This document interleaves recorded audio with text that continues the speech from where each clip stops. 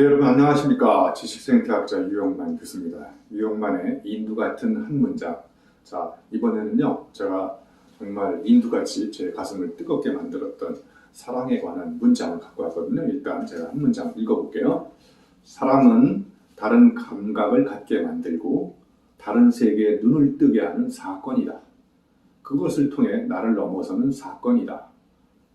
그리고 중간에 제가 생략하고, 사랑하는 이와의 만남 이후 자신이 삶이 달라졌다고 할 수 없다면 그것은 아직 사랑을 시작하지 않은 것이다. 제가 예전에 읽었는데 최근에 다시 한번 읽고 있는 우리 철학자 이진경 선생님의 삶을 위한 철학이라는 책에서 제가 문장을 갖고 왔거든요. 자, 여러분도 이 문장을 듣는 순간 여러분도 많은 깨달음을 얻을 수 있을 것 같아요. 여기서 저는 정말 중요하다고 생각하는 게, 사랑을 하면 이전과 다른 눈이 생기고 전혀 다른 세계로 나를 이끌고 가고, 그리고 사랑하기 전과 사랑하기 후에 엄청난 혁명적인 변화가 따르는데, 사랑을 했는데도 하고 있는데도 불구하고 별다른 변화가 없다. 그럼 그건 사랑을 본격적으로 시작하지 않은 것이라는 거예요. 그래서 저는 이 사랑을 일단 하면 전대미문에 이 저자도 말했듯이 하나의 사건이라고 해요. 여러분, 사건이 뭔지 아시죠? 내가 의도적으로 일으킨 걸 사건이라고 그러고, 내가 의지와 관계없이 당한 거를 사고 당했다고 하잖아요. 그러니까 우리가 사랑은 하나의 사건인 거고, 일생일대. 그러니까 사건이 일어나는 순간 그 사건 전과 사건 후는 엄청나게 많이 바뀐다고 생각해요. 그래서 저는 이 사랑이 시작되면 불가능도 가능으로 바뀌고요. 여러분 한번 생각해 보세요. 사랑하는 두 사람이 있는데, 저는 이걸 또 스피드 범퍼에 한번 가끔씩 비유하거든요. 스피드 범퍼가 있으면 저 스피드 범퍼가 나한테 속도를 늦추라고 신호를 보내잖아요. 그런데 사랑하는 사람이 사이에 사랑하는 사람한테 달려가기 시작하면 스피드 범퍼는 스피드 범퍼 역할을 상실합니다. 그냥 달려가는 거거든요. 엄청난 내가 사랑하는 사람을 위해서 목숨 걸고, 그러니까 사랑은 내 운명도 바꾸는 혁명입니다.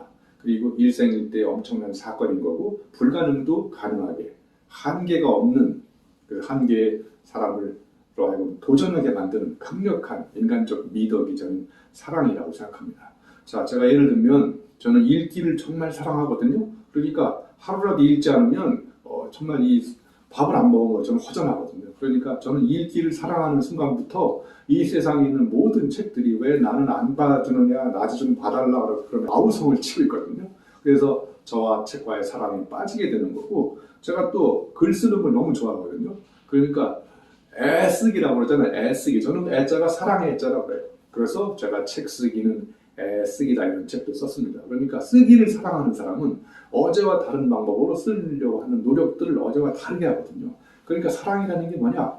이전과 했던 방식과 똑같은 틀에 박힌 방식을 하지 않고 이전과 다른 방식으로 끊임없이 색다르게 뭔가를 해보려고 노력하는 그 촉진제가 저는 사랑이라고 생각해요. 저는 또 최근에 자전거를 많이 타고 있거든요. 저는 자전거를 중학교 때 왕복 한 20km를 20km는 안 되겠구나, 한 8km 정도를 자전거로 통학을 했거든요. 그때 자전거를 타고 최근에 자전거와 사랑에 빠졌어요. 그래서 제가 자전거를 타고 우리나라 자전거길 약 1900km를 다 도른 사람한테 주는 그게 뭐냐면 국토 완주 그랜드 슬램이에요. 국토 종주는 저 인천 아라뱃길에서 부산 낙동강 하부도까지 633, 이걸 타면 국토 종주. 근데 그걸 포함해서 4대강, 그 다음에 저 제주도, 통일전망대 고성에서 경북 울진, 이거 다 타면 국토 완주 그랜드 슬램 자격증을 줍니다.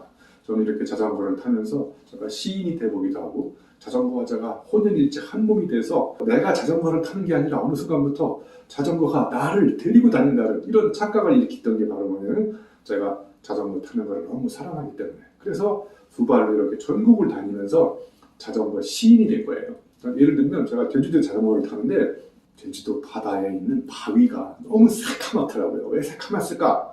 자전거 타면서 생각해 본 거예요. 그러니까 바위가 파도한테 사랑을 고백했는데 저 파도가 바위의 사랑을 받아주지 않은 거예요. 그래서 바위의 속이 새카맣게 탔구나. 그래서 바위가 이렇게 까매졌다는 이런 생각부터 떠올리는 게 바로 자전거를 타면서 자꾸 세상을 이전과 다르게 사랑하기 시작한 거예요. 사랑하면 이전과 다른 세계를 보는 눈이 열리거든요. 그러면서 이제 매 순간순간이 엄청난 사건으로 바뀌기 시작한다고 생각합니다. 그래서 저는 사랑을 하면 걸림돌도 디딤돌로 바뀌고, 왜냐면 걸림돌이 사랑하지 않는 사람들한테는 엄청난 장애물이고 나를 목적지까지 가는데 방해 요인으로 생각하는데, 사랑하는 사람 앞에 나타나는 모든 걸림돌은요, 걸림돌이 아니에요. 그걸 디딤돌로 바로 바꿔버립니다. 그래서 걸림돌과 디딤돌은 같은 돌이다. 제가 이런 또 메시지를 또 드리기도 합니다. 자, 그래서 이 사랑에 관해서 또 빠뜨릴 수 없는 한 사람을 제가 끌어올게요. 철학자가 있다는데 알렌 바우디라고요. 제가 한번 읽어볼게요. 이 사람에서는 사랑 예찬은 이런 문장이 나와요. 사랑은 바로 이것에 대한 경험, 제가 둘이 등장하는 무대, 이렇게 표현하고 있는데, 여러분 사랑은 왜 둘이 경험하는 걸까요? 여러분도 경험해보셔서 아시겠지만 사랑하는 사람이 생기면 나와 나의 상대, 사랑하는 상대 두 사람만 주인공이고 나머지는 다 조연으로 등장합니다. 그러니까 야구장에 갔는데 내가 사랑하는 사람이 있다. 그러면 야구장에 수만 명이 몰려 있어도 그 사람들은 다 조연이고 배경인 거예요. 내가 사랑하는 사람이 한눈에 확 파악이 됩니다. 왜냐? 나하고 그 사람이 주인공이기 때문에. 그러니까 사랑은 둘이 경험하는 거예요. 그래서 나와 상대방만 주인공이고 전경이고 나머지 모든 사람, 사물든 그런 거 다 배경이 되는 거예요. 그러니까 둘만 눈에 확 들어오지 않습니까? 그래서 이 사람이 사랑은 두 사람만 주목받는 배우로 등장하고 나머지 사람들은 다 조연이다. 이런 말을 알렌 바우디가 하게 된 거예요. 그래서 사랑을 시작하면 이전과 전혀 다른 세상이 보이게 되고 운명도 바꾸는 혁명이 사랑을 통해서 저는 일어난다고 생각합니다. 제가 좋아하는 황지우 시인이요, 이런 이야기를 한 적이 있어요. 사랑은 어떤 거냐면 이타심이냐 이기심이냐, 이렇게 해서 이 사람이 시를 썼는데요, 이런 시를 쓴 적이 있어요. 이타심은 이기심이다. 그러나 이기심은 이타심이 아니다. 이게 무슨 이야기일까요? 여러분 한번 생각해 보세요. 내가 정말 사랑하는 사람이 있으면 그게 이타심인 것 같지만 그 밑에 뭐가 흐르고 있냐면 이기심이 흐르는 거예요. 왜냐하면 내가 사랑하는 사람을 나만 오로지 그 사람을 사랑하기 위해서 나하고 가까운데 곁에 갖다 놓고 나의 이기적 목적을 충족시키기 위해서 사랑을 한다는 거예요. 그러니까 이타적으로 보이지만 모든 사랑의 근저, 그 밑에는 뭐가 흐르느냐? 바로 이기심이 흐른다는 거예요. 놀랍지 않습니까? 이타심은 이기심인데 이기심은 이타심이 아니다. 이런 놀라운 시를 쓰게 된 거예요. 그래서 이런 문장도 자꾸 이렇게 추상적으로 생각하지 마시고 여러분이 직접 경험을 해봤을 때 사랑이라는 것이 이타적일까 이기적일까, 뭐 이렇게 이분법으로 따지지 말고 진짜 사랑은 이타적으로 하는 것 같지만 근본에는 이기심이 흐르고 있다. 이런 이야기를 하고 있는 거예요. 자, 그리고 우리 이진경 선생님이 똑같은 책에다가 이런 이야기를 써놨어요. 사물에 매혹되면 사물을 구원하는 친구가 되지만 사람에게 매혹되면 미쳐서 노예가 된다. 이런 말이 있어요.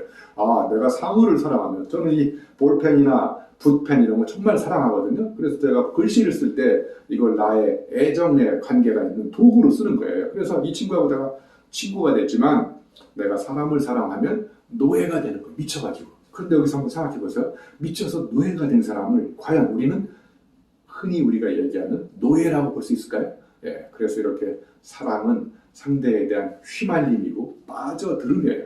완전히 빠져들고 휘말린다는 것이 나의 의지와 관계없이 수동적으로 빠져든 거잖아요. 그런데 여기서 수동적이고 그 다음에 뭔가 노예가 되고 이런 것이 과연 진짜 수동적인 걸까요? 예, 어쩔 수 없이 사랑에 빠졌지만 정말 제가 볼 때는 그 사람도 저 자신의 어떤 적극적인 의지와 이런 걸 가지고 내가 상대방과 사랑을 해야 되겠다는 대단한 결심이 있다는 거죠. 자, 그래서 우리 이진경 작가님께서 말씀 주신 이 사랑을 하면 뭔가 이전과 다른 세계가 펼쳐지고 근본적으로 사랑하기 이전과는 전혀 다른 모습으로 보인다. 왜 그러냐? 사랑하기 때문에 그런 거예요.